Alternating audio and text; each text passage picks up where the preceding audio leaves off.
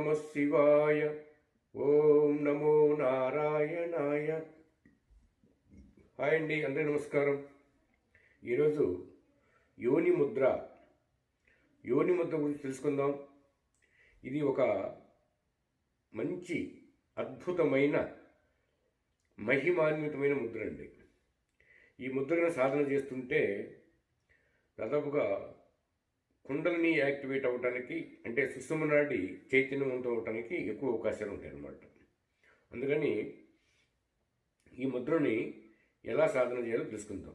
ముందుగా మనం పద్మాసనం కానీ, వజ్రాసనం కానీ, సిద్ధాసనం కానీ, ఏదైనా మనకి అనుకూలమైన ఆసనం ఒకటాన్ని ఏర్పాటు చేసుకొని, అంటే ఆ భంగిలో కూర్చోడానికి ప్రయత్నం చేయాలి.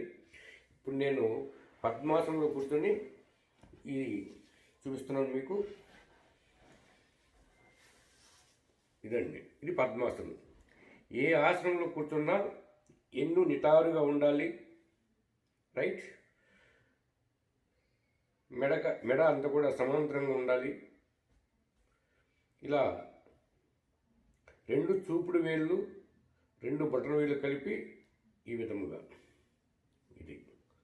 ఇది యోని ముద్ర అంటారు, యోగ ముద్ర అని కూడా అంటారు.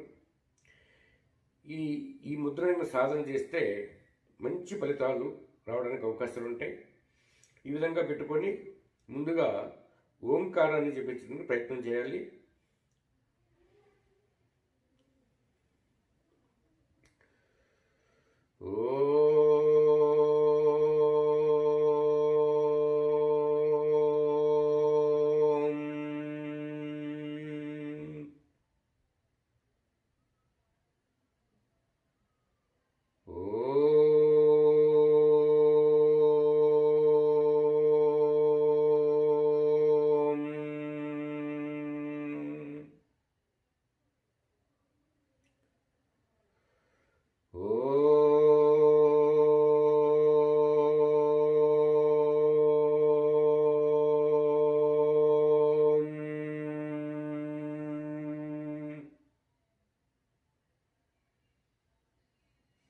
ఈ విధముగా మినిమంగా 3 సార్లు ఓంకారం చేసి 2 కన్నులు మూసుకొని భ్రూమధ్యమ దృష్టి నిలిపి వెన్నెముకను నిటారుగా ఉంచి శ్వాస మీద ధ్యాస ఉంచటం.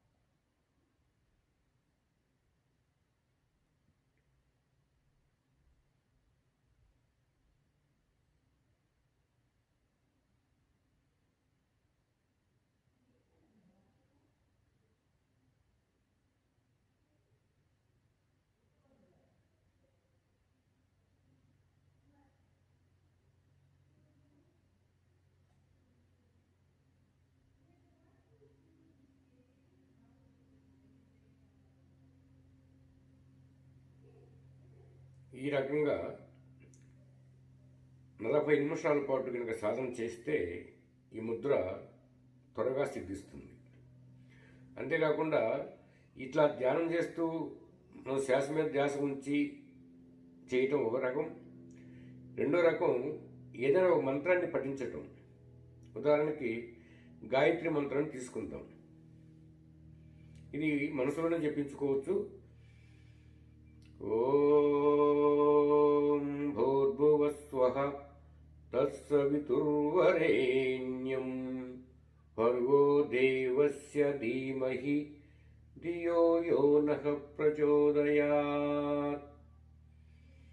ఓం భూర్భువస్వః తత్సవితుర్వరేణ్యం భర్గో దేవస్య ధీమహి ధియో యో నః ప్రచోదయాత్. ఓం భూర్భువస్వః తత్సవితుర్వరేణ్యం భర్గో దేవస్య ధీమహి ధియో యో నః ప్రచోదయాత్.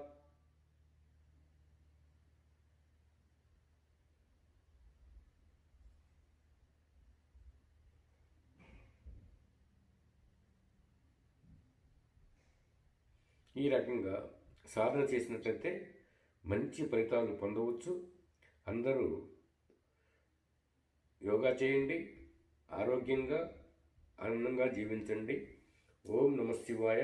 ఓం నమో నారాయణాయ.